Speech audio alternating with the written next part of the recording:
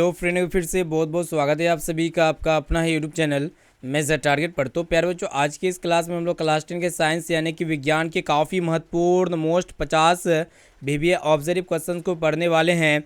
और प्यारे बच्चों, ये जो 50 मोस्ट वीवीए ऑब्जर्व प्रश्न हैं आपके फाइनल मैट्रिक बोर्ड परीक्षा 2026 के लिए अत्यंत ही महत्वपूर्ण है। तो जितने भी अभ्यर्थी 2026 में फाइनल मैट्रिक बोर्ड परीक्षा देने वाले हैं, अगर आप इस क्लास को अच्छी तरीके से पढ़ लेते, याद कर लेते एक एक क्वेश्चंस को, तो आपके एग्जाम में एक भी प्रश्न नहीं छूटेगा, मेरा गारंटी है। ठीक है, इसीलिए आपको क्या करना है प्यारे बच्चों, आपको जो है ना बिल्कुल शुरू से लेकर आखिरी तक क्लास को करते हुए जाना है और एक एक क्वेश्चंस को अच्छी तरीके से अपने नोटबुक में नोट करते हुए जाना है, या फिर यहाँ पे आप कमेंट सेक्शन में भी बता सकते हैं। ठीक है, अगर आपको जो भी प्रश्न याद नहीं होता है ना, तो उसको आप अपने नोटबुक में नोट कीजिए, आप रिवीजन करते रहिएगा, तो आपको जो है ना वो जल्दी याद हो जाएगा। ठीक है, और प्यारे बच्चों, जितने भी विद्यार्थी अभी तक हमारे व्हाट्सएप ग्रुप में नहीं जुड़े हैं, तो फटाफट से मेरा व्हाट्सएप नंबर लीजिए। मेरा व्हाट्सएप नंबर है 6206076569। इस नंबर को आप सेव कीजिए, आप बोलिए कि सर हमें व्हाट्सएप ग्रुप में जोड़ दीजिए, तो हम जो है ना आपको व्हाट्सएप ग्रुप में जोड़ देंगे। ठीक है, ये क्लास काफ़ी महत्वपूर्ण है, क्लास को बिल्कुल आप शुरू से लेकर आखिरी तक जरूर कीजिएगा।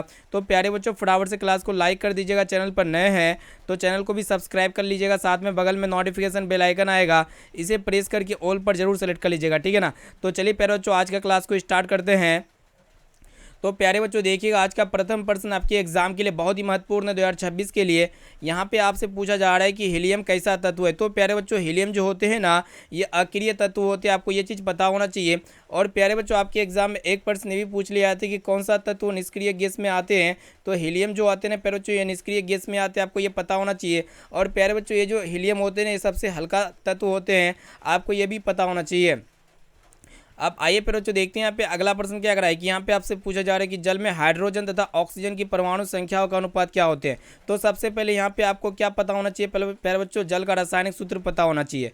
जल का रासायनिक सूत्र क्या होते हैं, H2O होते हैं। तो यहाँ पे हाइड्रोजन के साथ यहाँ पे 2 परमाणु है और ऑक्सीजन के साथ यहाँ पे 1 परमाणु छिपा हुआ है। तो यहाँ पे हाइड्रोजन और ऑक्सीजन की परमाणु की संख्याओं का अनुपात पूछ रहा है, तो 2:1 हो जाएगा प्यारे बच्चों, जो कि यहाँ पे ए वाला विकल्प बिल्कुल ही करेक्ट आंसर हो जाएगा। ठीक है, आपके एग्जाम में प्रश्न काफ़ी महत्वपूर्ण यहाँ पे सम्मिलित किए हुए सभी प्रश्न आपके एग्जाम में प्रश्न पूछ ले आएंगे। ठीक है, तो प्यारे बच्चों प्रश्न को देखिएगा क्या कराएगी, यहाँ पे आपको बताना है कि आवर्त सारणी में कितने आवर्त होते हैं। तो आवर्त सारणी में 7 आवर्त होते हैं। और प्यारे बच्चों, आपके एग्जाम में एक प्रश्न भी पूछ लिए जाते हैं कि आधुनिक आवर्त सारणी में कितने समूह होते हैं। तो आधुनिक आवर्त सारणी में 18 समूह होते हैं। ठीक है ना, और प्यारे बच्चों जो सबसे छोटा आवर्त होते हैं ना, कौन सा होते हैं, तो पहला होते हैं। ठीक है, अब आइए प्यारे बच्चों देखते हैं यहाँ पे नेक्स्ट क्वेश्चन। यहाँ पे आपसे पूछा जा रहा है कि सिलिका क्या है। तो प्यारे बच्चों, ये सिलिका जो होते हैं एक प्रकार का क्या होते हैं, अधातु होते हैं या फिर उपधातु होते हैं या फिर क्या होते हैं, तो उपधातु होते हैं।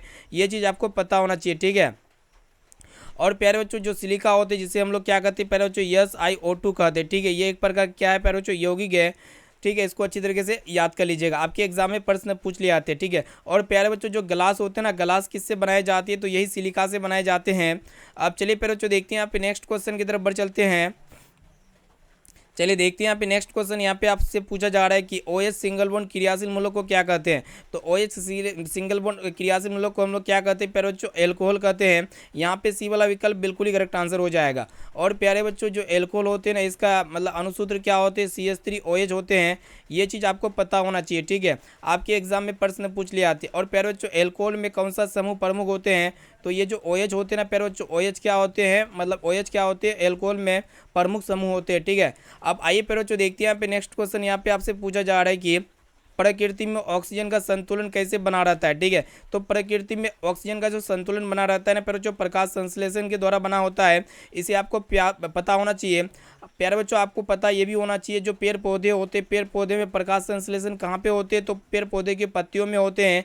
ये आपको पता होना चाहिए। अब आइए प्यारे बच्चों देखते हैं यहाँ पे नेक्स्ट क्वेश्चन। यहाँ पे आपसे पूछा जा रहा है कि पौधों में श्वसन क्रिया के अंतर्गत ATP के टूटने से कितनी ऊर्जा मुक्त होती है। तो यहाँ पे ADP है। ठीक है, तो पौधों में मतलब ADP के टूटने से कितनी ऊर्जा मुक्त होती है आपको पता होना चाहिए। तो 30.5 कैलोरी जूल प्रति मोल ऊर्जा मुक्त होती है। यहाँ पे ए वाला विकल्प इसका बिल्कुल ही करेक्ट आंसर हो जाएगा। ठीक है ना, तो प्यारे बच्चों आपके एग्जाम में एक प्रश्न नहीं पूछे जाते हैं यहाँ पे ATP। यहाँ पे अगर बात किया जाए ATP का, तो एटीपी का जो फुल फॉर्म होते हैं एडिनोसाइन ट्राइफॉस्फेट होते हैं। और प्यारे बच्चों एटीपी का जैविक कार्य क्या होता है, ये ऊर्जा का भंडारण करते हैं और इसका उपयोग पूरे शरीर में होता है। अब आइए प्यारे बच्चों देखते हैं यहाँ पे अगला प्रश्न यहाँ पे आपसे पूछा जा रहा है कि मानव हृदय में कितने कोष्ठ होते हैं। तो मानव हृदय में टोटल यहाँ पे 4 कोष्ठ होते हैं। ये चीज़ आपको पता होना चाहिए, आपके एग्जाम के लिए बहुत ही महत्वपूर्ण है। और प्यारे बच्चों ऊपर मतलब जो यहाँ पे हम आपको बता रहे हैं ऊपरी जो दो कोष्ठ होता है ना प्यारे बच्चों, उसको हम लोग क्या कहते हैं, आलिंद कहते हैं। और निचली वाले जो कोष्ठ होते हैं उसको हम लोग क्या कहते हैं प्यारे बच्चों, निलय कहते हैं। अब आइए प्यारे बच्चों देखते हैं यहाँ पे नेक्स्ट क्वेश्चन। चलिए देखिए यहाँ पे अगला प्रश्न यहाँ पे आपसे पूछा जा रहा है कि मानव हृदय का औसत प्रकुंचन दाब होता है लगभग कितना होता है। तो 120 mmHg होता है, आपको ये चीज़ पता होना चाहिए। और प्यारे बच्चों सामान्य रक्तदाब कितना होता है, तो ये भी आपके एग्जाम में प्रश्न पूछ लिए आते हैं। 120/80 mmHg होता है, आपको ये पता होना चाहिए, आपके एग्जाम में प्रश्न पूछ लिए आते हैं। और प्यारे बच्चों जो मतलब रक्तचाप जो होता है, जो ब्लड प्रेशर होता है, उसको मापने के लिए हम लोग कौन सा यंत्र का उपयोग करते हैं, तो स्पाइगनोमैनोमीटर का उपयोग करते हैं। अब आइए देखते हैं यहाँ पे अगला प्रश्न यहाँ पे आपसे पूछा जा रहा है कि पौधों में वाष्प उत्सर्जन किस भाग में होता है। ठीक है, तो प्यारे बच्चों पौधों में जो वाष्प उत्सर्जन की जो प्रक्रिया होती है पेड़ पौधे की पत्तियों में होती है। प्यारे बच्चों आपके एग्जाम में एक प्रश्न भी पूछ लिए आते हैं, ये जो वाष्प उत्सर्जन होते हैं प्यारे बच्चों किस छिद्र से होता है। तो पेड़ पौधे की पत्तियों में बहुत छोटे छोटे छिद्र होते हैं जिसे हम लोग क्या कहते हैं प्यारे बच्चों, रंध्र या फिर स्टोमाटा कहते हैं। ये चीज़ आपको पता होना चाहिए। इन्हीं के थ्रू से वो लोग क्या करते हैं, पेड़ पौधे जो है ना प्यारे बच्चों क्या करते हैं, गैसों का आदान प्रदान करते हैं, आपको पता होना चाहिए। ठीक है, अब आइए प्यारे बच्चों देखते हैं यहाँ पे अगला प्रश्न की तरफ बढ़ चलते हैं। चलिए देखिए यहाँ पे नेक्स्ट क्वेश्चन। तो प्यारे बच्चों यहाँ पे प्रश्न को देखिएगा क्या करा है कि यहाँ पे आपको बताना है कि कृत्रिम वृक्ष जो होते हैं किन अपशिष्ट उत्पादों को रुधिर से अपवहन द्वारा पृथक करते हैं। ठीक है, तो प्यारे बच्चों आपको पता होना चाहिए इसका राइट आंसर क्या होगा, तो नाइट्रोजन हो जाएगा। ऑप्शन नंबर ए इसका बिल्कुल ही करेक्ट आंसर हो जाएगा। ठीक है ना। और प्यारे बच्चों ये कृत्रिम वृक्ष का प्रयोग किस रोग में होता है, तो गुर्दा फेल, यानी कि जिसका किडनी फेल हो जाता है ना प्यारे बच्चों, तो उसमें क्या करते हैं व्यक्ति अपना जो है ना प्यारे बच्चों कृत्रिम वृक्क लगा लेते हैं अन्य व्यक्ति होगा। ठीक है, यहाँ पे अन्य व्यक्ति ने बल्कि कृत्रिम वृक्क लगाते हैं जिसका गुर्दा फेल हो जाते हैं, जिसका किडनी फेल हो जाते हैं। ठीक है, आपको ये चीज़ पता होना चाहिए प्यारे बच्चों। अब चलिए प्यारे बच्चों देखते हैं यहाँ पे अपवहन का यहाँ पे अंग्रेजी का मतलब क्या होता है। अपवहन का मतलब क्या होता है, तो ये अगर आपको पता होना चाहिए तो अपवहन को हम लोग क्या कहते हैं प्यारे बच्चों, डायलिसिस कहते हैं। ठीक है, और डायलिसिस शैली किसको कहते हैं प्यारे बच्चों, वृक्क को कहते हैं। चलिए देखते हैं यहाँ पे नेक्स्ट क्वेश्चन। यहाँ पे आपसे पूछा जा रहा है कि हाइड्रा में प्रजनन किस विधि से होता है। तो हाइड्रा में जो प्रजनन की विधि होता है ना प्यारे बच्चों, मुकुलन से होता है। ये चीज़ आपको पता होना चाहिए, यानी कि यहाँ पे बी वाला विकल्प बिल्कुल ही करेक्ट आंसर हो जाएगा। और प्यारे बच्चों द्विखंडन किस में होते हैं, अमीबा में द्विखंडन होते हैं, आपको पता होना चाहिए। और प्यारे बच्चों ईस्ट जो होता है ना, ईस्ट की जनन मतलब ईस्ट जो होते हैं, आपको ये तो पता होना चाहिए ना, ईस्ट जो होते हैं प्यारे बच्चों, ईस्ट जो होते हैं ना प्यारे बच्चों, ईस्ट कौन सा जनन होता है, तो मुकुलन होते हैं, ये भी आपको पता होना चाहिए। ठीक है ना। चलिए प्यारे बच्चों देखते हैं यहाँ पे अगला प्रश्न क्या करा है कि यहाँ पे आपसे पूछा जा रहा है कि किसी माध्यम के अपवर्तनांक यानी कि म्यू का मान कितना होता है। तो प्यारे बच्चों म्यू जो होते हैं ना क्या होते हैं, ये म्यू बराबर क्या होते हैं, sine I upon sine R होते हैं।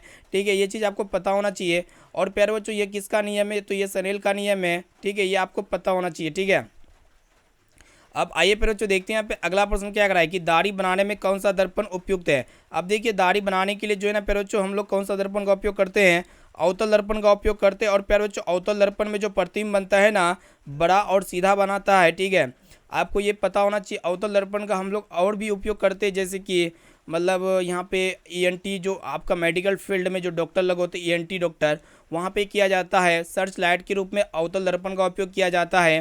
ठीक है ना। चलिए देखते हैं यहाँ पे नेक्स्ट क्वेश्चन की तरफ बढ़ चलते हैं। अब आइए प्यारे बच्चों देखते हैं यहाँ पे अगला प्रश्न क्या करा है कि स्पेक्ट्रम में किस रंग की किरण का झुकाव सबसे अधिक होता है। तो प्यारे बच्चों हम लोग जब श्वेत प्रकाश को प्रिज्म से गुजारते हैं और जो पर्दे पर जो 7 रंग की पट्टी प्राप्त होती है ना, तो सबसे जो झुकाव कलर होता है प्यारे बच्चों, बैगनी कलर का झुकाव सबसे ज़्यादा होता है। ये आपको पता होना चाहिए, आपके एग्जाम में प्रश्न पूछ लिए आते हैं। और प्यारे बच्चों आपके एग्जाम में एगो प्रश्न ये भी पूछ लिए आते हैं कि किस रंग की तरंगदैर्ध्य सबसे कम होती है। तो ये बैगनी रंग का तरंगदैर्ध्य सबसे कम होती है। और प्यारे बच्चों आपके एग्जाम में एक प्रश्न ये भी पूछ लिए आते हैं कि किस रंग का विचलन सबसे ज़्यादा मतलब सबसे कम होते हैं। तो लाल रंग का विचलन सबसे कम होते हैं, यानी कि झुकाव सबसे कम होते हैं। अब आइए प्यारे बच्चों देखते हैं यहाँ पे अगला प्रश्न क्या कराएगी। यहाँ पे आपको बताना है कि विद्युत फ्यूज विद्युत धारा के किस प्रभाव पर कार्य करता है। ठीक है, तो विद्युत फ्यूज विद्युत धारा के जो है ना प्यारे बच्चों किस प्रभाव पर कार्य करता है, तो उसमें प्रभाव पर कार्य करता है, ये आपको पता होना चाहिए। ठीक है, और प्यारे बच्चों आपको ये भी पता होना चाहिए जो फ्यूज होते हैं ना प्यारे बच्चों, फ्यूज तार मतलब किस धातु से बना होता है, तो ये टीन और सीसा का मिश्र धातु होता है। ठीक है, अब आइए फिर बच्चों देखते हैं यहाँ पे नेक्स्ट क्वेश्चन। यहाँ पे आपसे पूछा जा रहा है कि किसी कुंडली का प्रतिरोध ज्ञात करने के लिए सूत्र क्या होते हैं। तो प्यारे बच्चों आपको एक और चीज़ पता होना चाहिए, जो ओम का नियम होते क्या होते हैं प्यारे बच्चों, V बराबर क्या होते हैं, आयर होते हैं। तो यहाँ पे आर का मान अगर हम लोग निकालेंगे तो क्या हो जाएगा प्यारे बच्चों, V बटे आई हो जाएगा। आई गुना मतलब आई जो है ना आर के साथ गुना में तो बटे हो जाएगा, ठीक है। तो आर बराबर क्या होते हैं प्यारे बच्चों, V बटा आई होते हैं। तो यहाँ पे ऑप्शन नंबर बी में आपका दिया हुआ बी वाला विकल्प इसका बिल्कुल ही करेक्ट आंसर हो जाएगा, ठीक है ना। और प्यारे बच्चों ये किसका नियम है, तो ये ओम का नियम है, ठीक है। ये आपको पता होना चाहिए। और यहाँ पे अगर बात किया जाए कि अगर यहाँ पे हम लोग आई का मान निकालते हैं तो आई बराबर क्या हो जाएगा प्यारे बच्चों, V बटे आर हो जाएगा, ठीक है, ठीक है। और इसका उपयोग हम लोग कहाँ पे करते हैं, करंट को निकालने के लिए इसका उपयोग किया जाता है, ठीक है। चलिए देखते हैं यहाँ पे अगला प्रश्न क्या कराए कि डायनेमो से किस प्रकार की धारा प्राप्त होती है। तो डायनेमो से जो है प्यारे बच्चों किस प्रकार की धारा प्राप्त होती है, तो इससे जो है प्यारे बच्चों प्रत्यावर्ती धारा प्राप्त होती है, आपको पता होना चाहिए।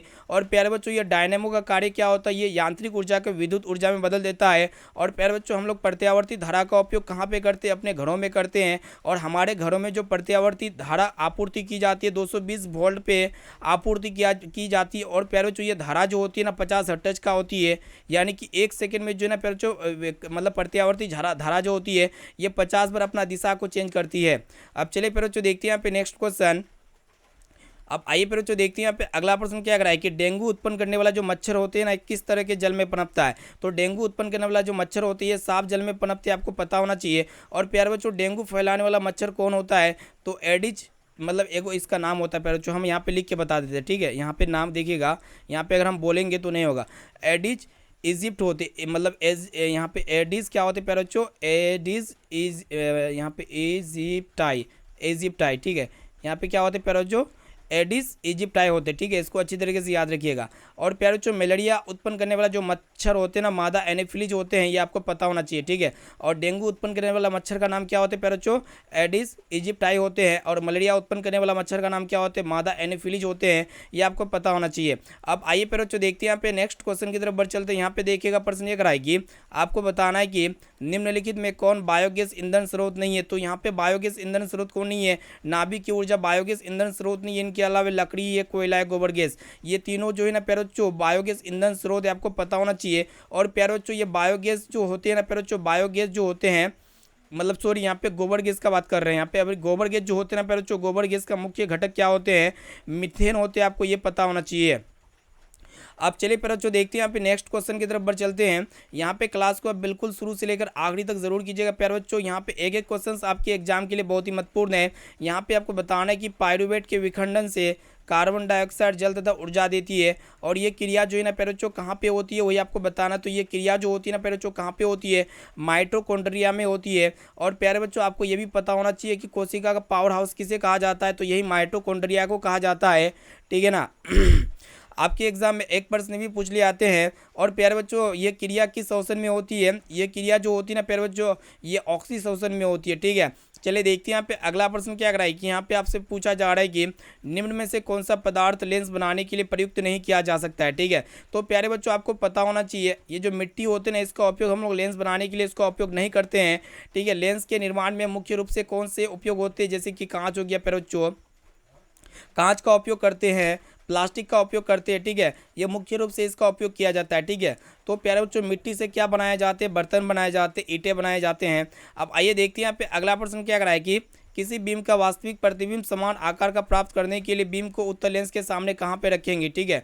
तो प्यारे बच्चों यहाँ पे कोई भी लेंस रहे, उत्तल लेंस रहे या फिर अवतल लेंस रहे, अगर हमको प्रतिबिंब समान आकार यानी कि सेम साइज का प्राप्त करना होता है तो हम लोग क्या करते हैं कि वस्तु को वक्रता केंद्र यानी कि वस्तु के सेंटर पर रखेंगे, यानी कि यहाँ पे ऑप्शन नंबर बी जो है ना बिल्कुल ही करेक्ट आंसर हो जाएगा।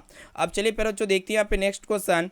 प्यारे बच्चों आपको ये भी पता होना चाहिए वक्रता केंद्र से बाहर रखने पर कैसा प्रतिबिंब बनता है। अगर वक्रता केंद्र से वस्तु को बाहर की तरफ रखेंगे तो प्रतिबिंब कैसा बनेगा प्यारे बच्चों, छोटा और उल्टा बनेगा, ठीक है। और फोकस पे अगर किसी भी वस्तु को रखेंगे तो उसका प्रतिबिंब कहाँ पे बनेगा प्यारे बच्चों, अनंत पे बनेगा, ठीक है। चलिए देखते हैं यहाँ पे नेक्स्ट क्वेश्चन की तरफ बढ़ चलते हैं। अब आइए प्यारे बच्चों देखते हैं यहाँ पे अगला प्रश्न। यहाँ पे आपसे पूछा जा रहा है कि सामान्य दृष्टि से वयस्क के लिए सुस्पष्ट दर्शन की जो अल्पतम दूरी होती है ना लगभग कितनी होती है, 25 सेंटीमीटर होती है। यहाँ पे ऑप्शन सी में आपका दिया हो 25 सेंटीमीटर, ठीक है। आपके एग्जाम में प्रश्न पूछ लिए आते हैं। और प्यारे बच्चों हमारे आँख में जो प्रतिबिंब बनता है ना किस भाग में बनता है, तो रेटिना या फिर दृष्टि पटल में हमारे आँख में प्रतिबिंब बनता है, आपको ये चीज़ पता होना चाहिए। और प्यारे बच्चों हमारे आँख में कौन सा लेंस लगा रहता है, तो उत्तल लेंस लगा रहता है। यहाँ पे हम आपको इतने डिटेल में बता रहे तो और यहाँ पे क्या करते हैं कि क्लास को लाइक वगैरह नहीं करते हैं, तो यहाँ पे आप लोग क्लास को लाइक कर दीजिए। चैनल पर नए हैं तो चैनल को भी सब्सक्राइब कर लीजिएगा, ठीक है ना। खाली सब्सक्राइब नहीं करना है, यहाँ पे इनके साथ साथ आपको नोटिफिकेशन बेल आइकन को भी ऑल कर देना है। तो प्यारे बच्चों प्रश्न को देखिएगा क्या कराएगी, लोहे की परमाणु संख्या कितनी होती है, आपके एग्जाम में बरोबर पूछ ले आते हैं। तो प्यारे बच्चों लोहे की जो परमाणु संख्या होती है ना 26 होती है। यहाँ पे बी वाला विकल्प बिल्कुल ही करेक्ट आंसर हो जाएगा। और आपके एग्जाम में एक प्रश्न भी पूछ लिए आते हैं कि सोने का परमाणु संख्या कितनी होती है, सोना का परमाणु संख्या कितनी होती है, 79 होती है।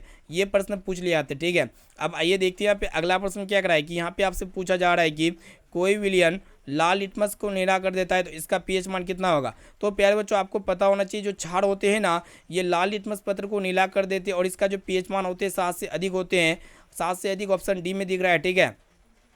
और प्यारे बच्चों अम्लीय विलयन का जो पीएच मान होता है ना वो क्या होते हैं प्यारे बच्चों, आपको ये भी तो पता होना चाहिए। अम्लीय विलयन का जो पीएच का मान होते हैं वो क्या होते हैं प्यारे बच्चों, 7 से क्या होते हैं प्यारे बच्चों, कम होते हैं। ये चीज़ आपको पता होना चाहिए।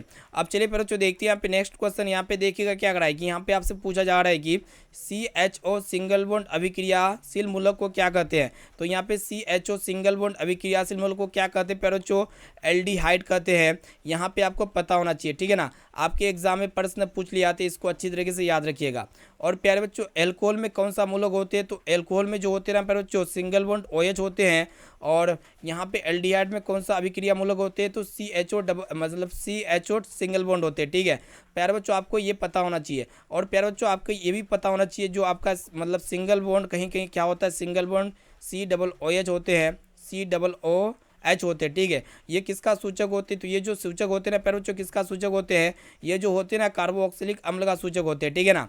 चलिए प्यारे बच्चों देखते हैं यहाँ पे अगला प्रश्न क्या कराए कि यहाँ पे आपसे पूछा जा रहा है कि निम्नलिखित में से कौन सा पथ विद्युत परिपथ में, यहाँ पे पद है, ठीक है, कौन सा पद विद्युत परिपथ में विद्युत शक्ति को निरूपित नहीं करता है, ठीक है। तो प्यारे बच्चों यहाँ पे जो आयर स्क्वायर है ना ये विद्युत शक्ति को निरूपित नहीं करता है।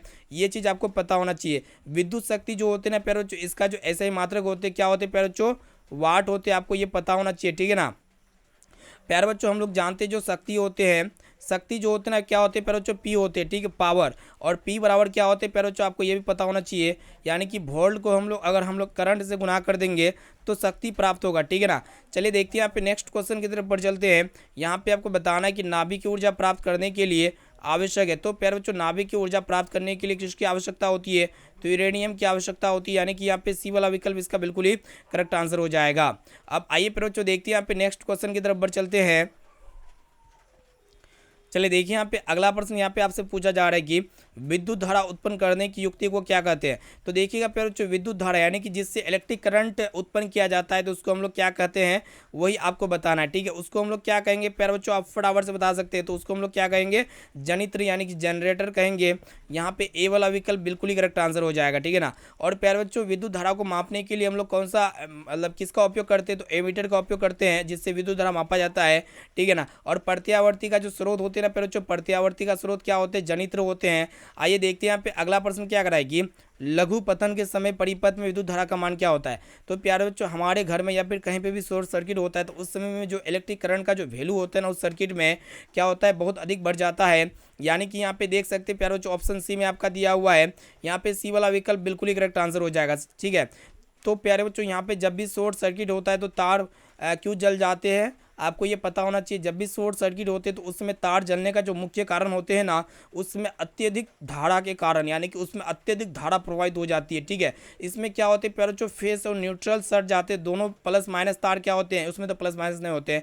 उसमें जो तार होते हैं ना प्यारे बच्चों फेस और न्यूट्रल होते हैं, ठीक है। वो दोनों तार आपस में सट जाएगी प्रत्यावर्ती धारा, तो क्या हो गया प्यारे बच्चों, शॉर्ट सर्किट हो जाएगा, ठीक है ना। और प्यारे बच्चों इसलिए हम लोग क्या करते हैं, घरों में फ्यूज का उपयोग करते हैं, ठीक है। चलिए देखते हैं यहाँ पे अगला प्रश्न क्या कराएगी। यहाँ पे आपसे पूछा जा रहा है कि निम्नलिखित में कौन जैव मात्रा ऊर्जा स्रोत का उदाहरण नहीं है। तो यहाँ पे जैव मात्रा ऊर्जा स्रोत का उदाहरण कौन नहीं है वही आपको बताना है। तो नाभिक की ऊर्जा नहीं है। अब आइए देखते हैं यहाँ पे नेक्स्ट क्वेश्चन। आइए देखिए यहाँ पे प्यारे बच्चों अगला प्रश्न यहाँ पे आपसे पूछा जा रहा है क्या कराए कि कोई तत्व ऑक्सीजन के साथ यौगिक निर्मित करती है, यह अभिक्रिया उच्च गलनांक वाला यौगिक जल में विलय है, तो यह तत्व कौन सा हो सकता है। तो यह तत्व जो ना प्यारे बच्चों सिलिकॉन हो सकते हैं, इसे आपको याद होना चाहिए, ठीक है ना। चलिए प्यारे बच्चों देखते हैं यहाँ पे नेक्स्ट क्वेश्चन की तरफ बढ़ चलते हैं। आइए देखिए यहाँ पे, तो प्यारे बच्चों यहाँ पे देखिएगा प्रश्न ये करा है कि इथेन का आणविक सूत्र C2H6 है, इसमें कितने सह संयोजक बंधन होते हैं। ठीक है, तो प्यारे बच्चों इसमें जो होते हैं 8 सह संयोजक बंधन होते हैं, इसे आपको याद रहना चाहिए, यानी कि यहाँ पे सी वाला ऑप्शन बिल्कुल ही करेक्ट आंसर हो जाएगा। ठीक है ना। तो प्यारे बच्चों आपके एग्जाम में एक प्रश्न ये पूछा है, तो ये तो इथेन का बात की है अभी। अगर इथिन का बात किया जाए तो इथिन जो होते हैं प्यारे बच्चों क्या होते हैं, C2H4 होते हैं। ठीक है, C2H4 में कितने मतलब कितने बंधन होते हैं, तो यहाँ पे 7 बंधन होते हैं, ये भी तो आपको पता होना चाहिए। आइए देखते हैं यहाँ पे अगला प्रश्न क्या कराए कि यहाँ पे आपसे पूछा जा रहा है कि ओजोन के एक अणु में ऑक्सीजन की परमाणु संख्या होती है। तो ओजोन का सबसे पहले यहाँ पे आपको क्या पता होना चाहिए, अणुसूत्र पता होना चाहिए, क्या होते O3 होते। तो इसमें ऑक्सीजन के कितने परमाणु है प्यारे बच्चों, 3 परमाणु है। यहाँ पे सी वाला ऑप्शन बिल्कुल ही करेक्ट आंसर हो जाएगा। और प्यारे बच्चों ये जो ओजोन है ना प्यारे बच्चों, ओजोन गैस किस परत में होती है, तो ये सप्ताभ मंडल में होती है। ओजोन हमें किससे बचाती है प्यारे बच्चों, ये परावैंगनी जो विकिरण होता है, जो हानिकारक होती है, हमारे त्वचा को नुकसान पहुंचाती है, उससे बचाती है हमें। ठीक, उससे हमें रक्षा प्रदान करती है। देखते हैं यहाँ पे नेक्स्ट क्वेश्चन यहाँ पे क्या कराएगी, मनुष्य में विर्क एक तंत्र का भाग है जो संबंधित है। तो प्यारे बच्चों ये विर्क यानी कि जो किडनी होते हैं, जो गुर्दा होते हैं ना, इसका काम क्या होती है, उत्सर्जन का काम होती है। ठीक है प्यारे बच्चों, उत्सर्जन किसके द्वारा होता है, तो विर्क यानी कि किडनी के द्वारा होता है, ये चीज़ पता होना चाहिए। और प्यारे बच्चों आपको ये भी तो पता होना चाहिए, मूत्र जो होते हैं ना प्यारे बच्चों किस अंग से बनता है, तो यही विर्क से बनता है। ठीक है, इसको अच्छी तरीके से याद रखिएगा। अब चलिए प्यारे बच्चों देखते हैं यहाँ पे अगला प्रश्न। आइए देखिए यहाँ पे अगला प्रश्न क्या कराए कि यहाँ पे आपसे पूछा जा रहा है कि दो तंत्रिका कोशिका के मध्य खाली स्थान को क्या कहते हैं। तो दो तंत्रिका कोशिका के मध्य खाली स्थान को क्या कहते हैं प्यारे बच्चों, सिनेप्स कहते हैं। ठीक है, इसे आपको याद होना चाहिए। और प्यारे बच्चों आपके एग्जाम में एक प्रश्न भी पूछ लिया आते हैं कि तंत्रिका आवेग कहाँ से उत्पन्न होते हैं। तो प्यारे बच्चों ये जो तंत्रिका आवेग उत्पन्न होते हैं, अगर आपके एग्जाम में प्रश्न पूछ लिया जाए कि तंत्रिका आवेग कहाँ से उत्पन्न होते हैं, तो न्यूरॉन से उत्पन्न होते हैं। कहाँ से उत्पन्न होते हैं प्यारे बच्चों, न्यूरॉन से उत्पन्न होते हैं तंत्रिका आवेग। ठीक है, इसको अच्छी तरीके से याद रखिएगा। चलिए देखते हैं यहाँ पे अगला प्रश्न क्या कराए कि परागकोश में होते, तो प्यारे बच्चों परागकोश में क्या होते हैं, परागकण होते हैं, इसे आपको याद होना चाहिए। यानी कि यहाँ पे डी वाला विकल्प इसका बिल्कुल ही करेक्ट आंसर हो जाएगा। ये भी प्रश्न आपके एग्जाम में 100% पूछे जाने वाले प्रश्न है। ठीक है, और प्यारे बच्चों आपके एग्जाम में एक प्रश्न भी पूछ लिए आते हैं कि पुष्प का जो नर प्रजनन अंग होते हैं ना, क्या होते हैं, पुष्प का नर प्रजनन अंग क्या होते हैं प्यारे बच्चों, पुंकेसर होते हैं। क्या होते हैं प्यारे बच्चों, पुंकेसर। इसको अच्छी तरीके से याद रखिएगा, आपके एग्जाम में प्रश्न पूछ लिए आते हैं। ठीक है, और परागकण कहाँ पे बनते हैं प्यारे बच्चों, ये पुंकेसर में बनते हैं। और पुंकेसर में क्या होते हैं, परागकण होते हैं। चलिए देखते हैं यहाँ पे नेक्स्ट क्वेश्चन की तरफ बढ़ चलते हैं। अब आइए प्यारे बच्चों देखते हैं यहाँ पे अगला प्रश्न क्या कराए कि यहाँ पे आपसे पूछा जा रहा है कि विकसित दृष्टिकोण से हमारी किससे अधिक समानता है। तो विकसित दृष्टिकोण से हमारी सबसे अधिक समानता किससे प्यारे बच्चों, चिंपैंजी से है। यानी कि जो चिंपैंजी होते और मनुष्य होते, इसका अगर डीएनए को मैच किया जाए तो लगभग जो है ना प्यारे बच्चों 98% यहाँ पे दोनों मैच कर सकता है, दोनों का डीएनए। ठीक है, मनुष्य और चिंपैंजी का डीएनए। ठीक है, और प्यारे बच्चों मनुष्य का जो मतलब आपके एग्जाम में प्रश्न पूछ लिए आते हैं कि मनुष्य का जो वैज्ञानिक नाम क्या होते हैं, होमोसेपियंस होते हैं, इसे आपको याद होना चाहिए। ठीक है ना। चलिए देखते हैं यहाँ पे अगला प्रश्न क्या कराए कि मुकुलन द्वारा अलैंगिक जनन होते हैं। तो मुकुलन द्वारा अलैंगिक जनन किस में होते हैं प्यारे बच्चों, ईस्ट में होते हैं, इसे आपको पता होना चाहिए। यहाँ पे बी वाला विकल्प इसका बिल्कुल ही करेक्ट आंसर हो जाएगा। और प्यारे बच्चों अमीबा में क्या होते हैं, द्विखंडन होते हैं। ठीक है, आपको पता होना चाहिए। आइए देखते हैं यहाँ पे अगला प्रश्न। देखिए यहाँ पे अगला प्रश्न क्या कराए कि यहाँ पे आपसे पूछा जा रहा है कि संगमरमर का रासायनिक सूत्र क्या होते हैं। तो प्यारे बच्चों संगमरमर जिसको हम लोग क्या कहते हैं, मार्बल कहते हैं, इसका जो रासायनिक सूत्र होते हैं प्यारे बच्चों क्या होते हैं, आपको पता होना चाहिए। कैल्शियम कार्बोनेट यानी कि CaCO3 होते हैं। यहाँ पे ए वाला विकल्प इसका बिल्कुल ही करेक्ट आंसर हो जाएगा। और ये इसी को हम लोग क्या कहते हैं प्यारे बच्चों, चूना पत्थर भी कहते हैं। ठीक है ना। चलिए प्यारे बच्चों देखते हैं यहाँ पे अगला प्रश्न क्या कराए कि यहाँ पे आपसे पूछा जा रहा है कि सिंगल बॉन्ड COOH अभिक्रियाशील मूलकों को क्या कहते हैं। ठीक है ना, तो यहाँ पे ऑप्शन नहीं दिया हुआ। ठीक है, चलिए देखते हैं यहाँ पे जब तक अगला प्रश्न की तरफ बढ़ चलते हैं। तो प्यारे बच्चों देखिएगा अगला प्रश्न यहाँ पे आपसे पूछा जा रहा है कि प्रकाश संश्लेषण क्रिया में ऑक्सीजन बाहर निकलती है। तो प्रकाश संश्लेषण क्रिया में जो ऑक्सीजन बाहर निकलती है ना प्यारे बच्चों, किससे निकलती है, वही आपको बताना है। तो जल से निकलती है, यानी कि यहाँ पे ए वाला विकल्प इसका बिल्कुल ही करेक्ट आंसर हो जाएगा। और प्यारे बच्चों प्रकाश संश्लेषण में कौन सी गैस ली जाती है, तो CO2 गैस ली जाती है, इसे आपको याद होना चाहिए। ठीक है ना। चलिए देखते हैं यहाँ पे अगला प्रश्न क्या कराए कि मैग्नीशियम पाया जाता है। तो प्यारे बच्चों मैग्नीशियम किस में पाए जाते हैं, क्लोरोफिल में पाए जाते हैं। और प्यारे बच्चों ये क्लोरोफिल का रंग क्या होता है, हरा कलर का होता है। कौन सा कलर का होता है, हरा कलर का होता है। ठीक है, और प्यारे बच्चों क्लोरोफिल किससे मदद करते हैं, तो क्लोरोफिल जो है ना बच्चों किसे मदद करता है, प्रकाश संश्लेषण को मदद करता है, ठीक है ना। चलिए देखते हैं यहाँ पे अगला प्रश्न यहाँ पे आपसे पूछा जा रहा है कि इंसुलिन की कमी से कौन सा रोग होते हैं। तो इंसुलिन की कमी से जो है ना बच्चों मधुमेह रोग होता है, ठीक है ना, आपको ये पता होना चाहिए। और प्यारे बच्चों ये इंसुलिन जो है ना बच्चों क्या मतलब कौन से ग्रंथि से स्रावित होते हैं, तो ये अग्नाशय यानी कि पेनक्रियाज ग्रंथि से स्रावित होते हैं, आपको ये भी पता होना चाहिए, ठीक है ना। अब आइए बच्चों देखते हैं यहाँ पे नेक्स्ट क्वेश्चन यहाँ पे आपसे पूछा जा रहा है कि दृश्य प्रकाश में किस वर्ण यानी कि किस रंग का तरंगदैर्ध्य सबसे अधिकतम होते हैं। तो प्यारे बच्चों ये लाल रंग का जो तरंगदैर्ध्य होते हैं ना सबसे अधिक होते हैं, और यही लाल रंग का उपयोग हम लोग कहाँ पे करते हैं प्यारे बच्चों, खतरे के सिग्नल में इसका उपयोग किया जाता है, क्योंकि इसका तरंगदैर्ध्य सबसे ज़्यादा होते हैं। और प्यारे बच्चों जो इंद्रधनुष होते हैं ना, इंद्रधनुष में जो सबसे ऊपर कलर होता है कौन सा कलर होता है, यही लाल रंग होता है, ठीक है ना। चलिए प्यारे बच्चों देखते हैं यहाँ पे अगला प्रश्न, देखिएगा क्या करा है कि यहाँ पे आपसे पूछा जा रहा है कि विद्युत शक्ति का ऐसे मात्रक क्या होते हैं। तो प्यारे बच्चों विद्युत शक्ति का जो ऐसे मात्रक होते हैं क्या होते हैं, वाट होते हैं।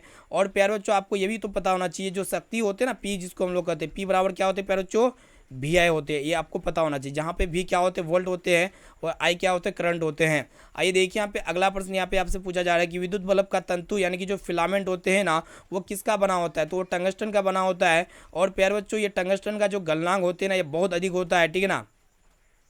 अब चलिए फिर बच्चों देखते हैं यहाँ पे नेक्स्ट क्वेश्चन की तरफ बढ़ चलते हैं।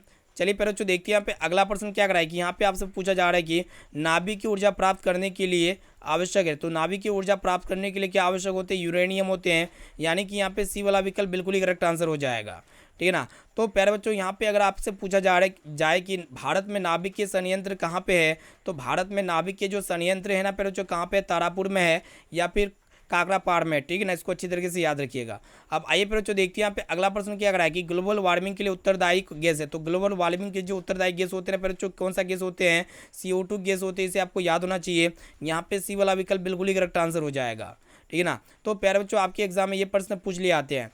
तो प्यारे बच्चों यहाँ पे हम लोग ऐसे ऐसे महत्वपूर्ण ऑब्जेक्टिव प्रश्न को पढ़े साइंस के, ऐसे ऐसे महत्वपूर्ण ऑब्जेक्टिव प्रश्न पढ़े साइंस के जो आपके एग्जाम में 2026 के एग्जाम में 100% पूछ लिए आएंगे, निश्चित है प्यारे बच्चों पूछ ही लिए जाएंगे, ठीक है ना, मेरा गारंटी है। तो जितने भी अभ्यर्थी क्लास में यहाँ पे नए जुड़े हुए तो क्लास को यहाँ पे क्या कीजिएगा, लाइक कर दीजिएगा। चैनल पर नए हैं तो चैनल को भी सब्सक्राइब करके यहाँ पे हमारा मेंबर बन जाइएगा, क्योंकि यहाँ पे डेली क्लास होती है प्यारे बच्चों, बिल्कुल फ्री ऑफ कॉस्ट यहाँ पे क्लास कराया जाता है, ठीक है ना। तो यहाँ पे क्लास का टाइमिंग को हम आपको व्हाट्सएप ग्रुप में भेज देंगे। व्हाट्सएप नंबर लीजिए मेरा 6206076569। इस नंबर को सेव कीजिए। आप बोले कि सर व्हाट्सएप ग्रुप में जोड़ दीजिए, तो व्हाट्सएप ग्रुप में जोड़ देंगे। इनके साथ साथ आपको रूटीन भी भेज देंगे कि कब कौन सी क्लास होती है। तो प्यारे बच्चों फिर मिलते हैं यहाँ पे अगले क्लास में। Thank you.